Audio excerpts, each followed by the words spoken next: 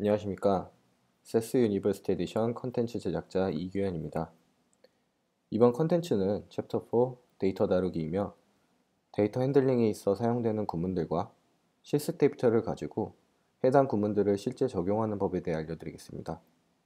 먼저 데이터 핸들링을 하기 위한 구문들에 대해 설명드리겠습니다. 여기서 설명드린 구문들은 대부분 데이터 스텝에서 쓰이는 구문입니다. 포맷문과 라벨문은 데이터 출력 시의 데이터 변수의 이름과 보여지는 값의 형태를 변경할 수 있는 구문입니다. 포맷문의 경우에는 입력될 변수의 형태를 지정하는 구문으로서 포맷문을 쓰시고 형태를 지정한 변수를 쓰신 다음 그 변수의 포맷 형태를 설정하시면 됩니다. 예를 들어 버짓이라는 변수가 있을 경우 그 변수를 통합 표시를 붙이기 위한 포맷을 설정하려고 할 때 포맷, 버짓, 그리고 통합 표시인 $9포인트를 정하시면 기존의 숫자에서 통합 표시가 붙은 숫자로 변경될 수 있습니다. 그리고 라벨문에 대해서 설명드리겠습니다. 라벨문은 출력될 변수의 출력 이름을 지정하는 구문으로서 결과창에서 변수 이름이 적용되어 출력됩니다. 구문 설정의 경우에는 라벨 문을 적으시고 출력한 변수 이름을 적으신 다음 이퀄 하신 다음에 출력 이름을 더블 코테이션 마크 안에 넣어주시면 됩니다. 킵앤드랍 구문 그리고 케이스 구문에 대해서 설명드리겠습니다. 킵앤드랍 구문은 저장할 데이터셋에 입력할 변수들을 선택할 수 있게 해줍니다. 그리고 케이스 구문은 입력된 변수를 대소문자로 변경해 줄 수 있는 구문입니다. 킵앤드랍 구문에 대해서 좀 더 자세하게 설명드리겠습니다. 먼저 킵 구문은 저장할 변수들을 선택함으로써 저장될 데이터셋에 해당 변수들을 저장합니다. 그리고 드랍 구문의 경우 저장하지 않을 변수들을 선택함으로써 그 변수들을 저장될 데이터셋에서 배제시킬 수 있습니다. 예를 드리겠습니다. abcd라는 변수가 있습니다. keep 구문을 써서 acd라는 변수들을 선택할 경우 저장되는 데이터셋에서는 a, c, d라는 변수가 저장됩니다. 그리고 만약 드랍 구문을 써서 bc를 변수를 제거할 경우 저장되는 데이터셋에 표현된 변수는 a, d가 됩니다. 다음은 케이스입니다. 케이스는 세 가지 구문으로 나타낼 수 있습니다. 업케이스, 로우케이스, 그리고 프롭케이스가 있습니다. 업케이스의 경우에는 대문자로 모두 변환시키고 로우케이스는 모든 변수값이 소문자로, 프롭케이스는 첫 번째 글자만 대문자 그리고 나머지는 소문자로 변경이 됩니다.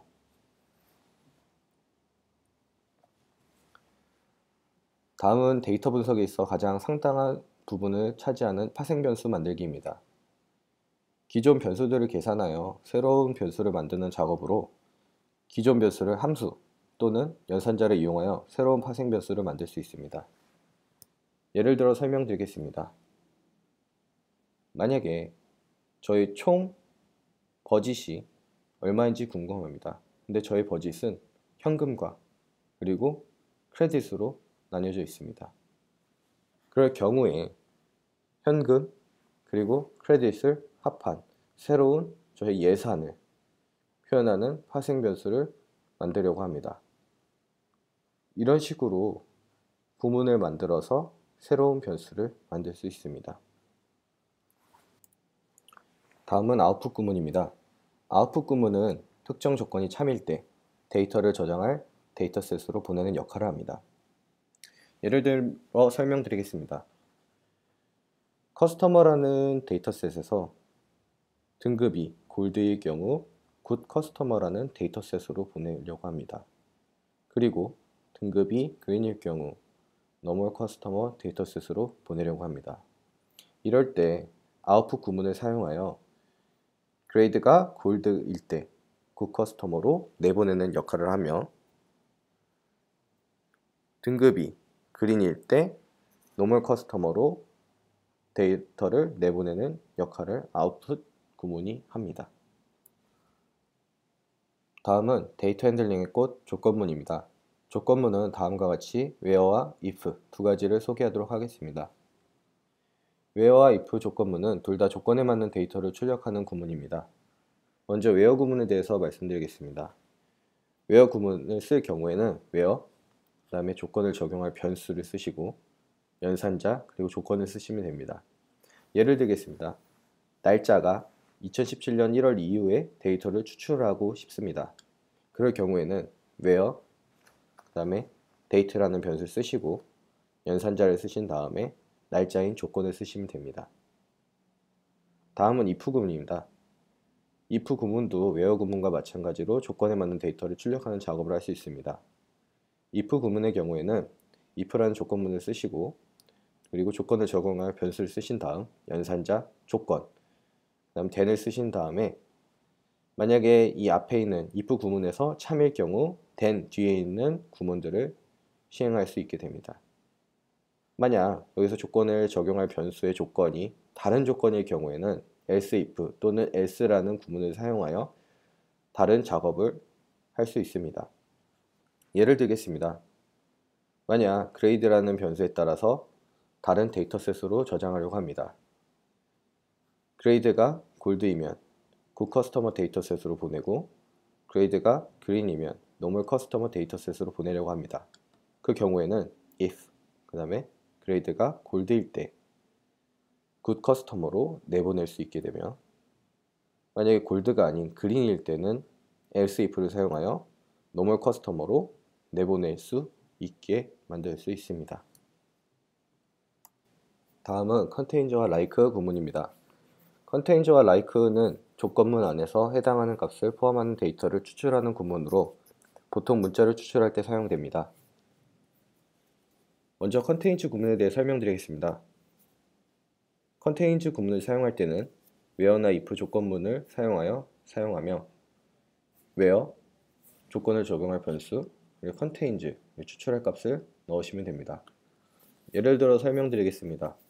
이름에 m이 들어간 고객을 추출하려고 할 경우 where, 그 다음에 추출할 name 변수를 적으시고 contains 구문을 사용하신 다음 m을 넣으시면 됩니다. 이럴 경우에는 대문자 m이 포함된 고객을 추출하게 됩니다. 다음은 like입니다. like도 contains와 마찬가지로 조건문 안에서 사용하게 됩니다. 예를 들어 설명드리겠습니다. 이름의 두 번째 자리에 소문자 A가 들어간 고객을 추출하려고 합니다. 여기서 like는 contains와 다르게 언더바 또는 퍼센트를 이용하여 자릿수를 결정할 수 있습니다. 언더바의 경우는 한 자리를 뜻하며 퍼센트는 0에서 무한한 자리를 뜻합니다. 따라서 조건에서 두 번째 자리에 A가 들어간 고객이므로 언더바 앞에 언더바를 표시하여 맨 앞자리는 어느 자리든지 상관이 없고 두 번째 자리에 A가 포함되며 그 뒤에는 0에서 무한한 자리가 나와도 상관이 없다는 것입니다. 예를 들어 Jane 같은 JANE 경우에는 이 조건문 like를 통해서 추출이 될 것입니다. 이 두 구문에서는 케이스를 가장 유의해야 합니다. 따라서 대소문자의 설정에 있어서 유념해 주셔야 합니다. 마지막으로 정렬하기입니다. 정렬하기는 프락스텝에서 사용되며 다음과 같이 사용합니다. procsort data 정렬할 데이터셋명을 정하신 다음 정렬할 기준 변수를 by라는 구문으로 정렬할 수 있습니다. 여기서 디폴트 값은 오름차순이므로 by descending 그리고 정렬할 기준 변수를 적어줌으로써 내림차순을 적용할 수 있습니다. 또한 정렬할 기준 변수가 하나뿐만이 아니라 2개, 3개 이렇게 사용할 수 있습니다. 그 경우에는 by, 그 다음에 정렬할 변수 하나 1, 그 다음에 변수 2, 그렇게 적어주시면 됩니다. 예를 들어 설명드리겠습니다. 만약에 input 데이터셋이 name, grade, 그리고 class 변수로 짜여져 있습니다. 저는 이 네 학생에 대한 데이터에서 grade라는 변수를 가지고 정렬을 하려고 합니다. grade가 높은 순서대로 정렬을 하려면 내림차순을 정렬해야 됩니다. 따라서 by descending이라는 구문을 써서 정렬을 해보았습니다. 그러면 다음과 같이 그레이드의 내림차순에 대해서 모든 데이터가 정렬됨을 알 수 있습니다. 지금까지 배운 데이터 핸들링 구문들을 이용하여 실제 데이터를 가지고 적용해 보도록 하겠습니다. 실습의 목적은 다음과 같습니다. 한 학급에 속한 학생들의 비만도를 나타내는 체질량 지수를 측정하여 비만의 위험에 있는 학생을 찾아 관리하고자 합니다. 그에 따른 문제는 5가지로 나타냅니다. 1번, 학생들의 BMI를 먼저 계산합니다. 두 번째, 2번, 한 학급의 데이터를 성별에 따라 SES-UI 라이브러리 안에 M_클래스 그리고 F_클래스로 나눕니다. 그리고 세 번째는 비만이라 판단이 되면 비만, obesity가 yes라고 표현해줘야 합니다. 그리고 네 번째, BMI에 따라 내림차순 정렬을 해주셔야 합니다. 다섯 번째, 이름에 J가 들어간 학생들을 찾아주셔야 합니다. 동영상을 잠깐 멈추고 실제적으로 문제를 풀어보시기 바랍니다. 먼저 1번 문제와 2번 문제를 풀어보도록 하겠습니다. 학생들의 BMI를 계산하기 위해서는 몸무게는 파운드가 아닌 킬로그램으로, 키는 인치가 아닌 미터로 표시해 줘야 합니다. 따라서 기존 변수인 하이트와 웨이트를 하이트 미터 그리고 웨이트 킬로그램으로 바꿔주셔야 합니다. 이렇게 새로운 파생 변수를 만들어 주신 다음에 만들어진 파생 변수를 다시 조합하여 BMI를 만들어 주셔야 합니다. 이렇게 하면 1번 문제를 보실 수 있습니다. 2번 문제입니다. 2번 문제는 한 학급의 데이터를 성별에 따라 SES-UI 라이브러리 안에 M_클래스 그리고 F_클래스로 나누어 저장하는 것입니다. 따라서 조건문과 아웃풋 구문을 써서 성별이 M일 때는 SES-UI 라이브러리 안에 M_클래스 아닐 경우에는 F_클래스로 나누어 저장하는 것입니다. 그리고 여기서 기존에 사용했던 변수들은 더 이상 필요가 없으므로 기존에 사용했던 변수인 하이트와 웨이트를 제외한 모든 변수들을 가져가려고 합니다. 따라서 하이트와 웨이트가 아닌 다른 변수들을 모두 keep 문장을 써서 저장하시면 됩니다.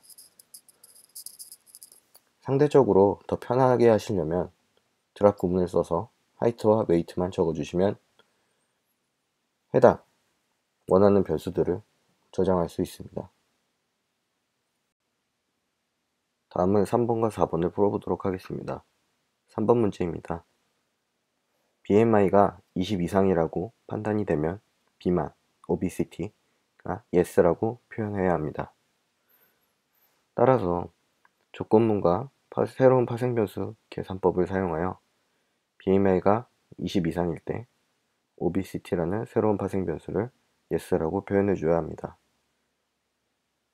비만이 아닐 경우는 obesity가 no라고 표현해 주시면 됩니다. 다음은 4번 문제입니다. 이렇게 나온 BMI에 따라 내림차순 정렬을 하려고 합니다. 따라서 프락솔트 스텝을 가지고 by descending이라는 구문을 통해 BMI를 내림차순 정렬을 해줍니다. 마지막으로 5번 문제입니다. 이름에 J가 들어간 학생을 찾으려고 합니다. 따라서 조건문이 where와 contains 구문을 사용하여 이름에 J가 들어간 학생을 찾으려고 합니다. 이렇게 where와 contains가 아닌 like 구문을 사용할 수도 있습니다. 기호에 따라 사용하시면 됩니다. 그리고 여기서 유의하실 점은 contains와 like는 케이스, 즉 대소문자의 영향을 많이 받기 때문에 upcase라든지 lowercase와 같은 구문을 사용하여 설정해 주셔야 합니다. 이로써 모든 문제를 풀었습니다. 한번 전체적인 실행을 해보도록 하겠습니다.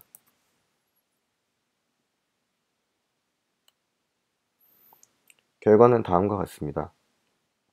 m_클래스는 성별이 남자인 학생들에 한해서 데이터셋이 구성이 되었고, f_클래스는 성별이 여성인 학생들에 대해서, 그리고 obesity 스튜던트 테이블 같은 경우에는 비만인, BMI가 20 이상인 학생들에 한해서 테이블셋이 구성이 되었습니다. 그리고 마지막으로 이름에 J가 들어간 학생들의 추출된 테이블셋을 볼 수 있습니다. 이상 데이터 핸들링을 하기 위해 사용되는 구문들에 대해 소개한 챕터 4 데이터 다루기였습니다. 컨텐츠에 대해 궁금한 사항은 마이세스 채널에 댓글에 남겨주시거나 세스코리아 유튜브 채널에 댓글을 남겨주시면 됩니다. 앞으로 더 좋은 컨텐츠를 가지고 여러분들을 마이세스를 통해 찾아뵙겠습니다. 감사합니다.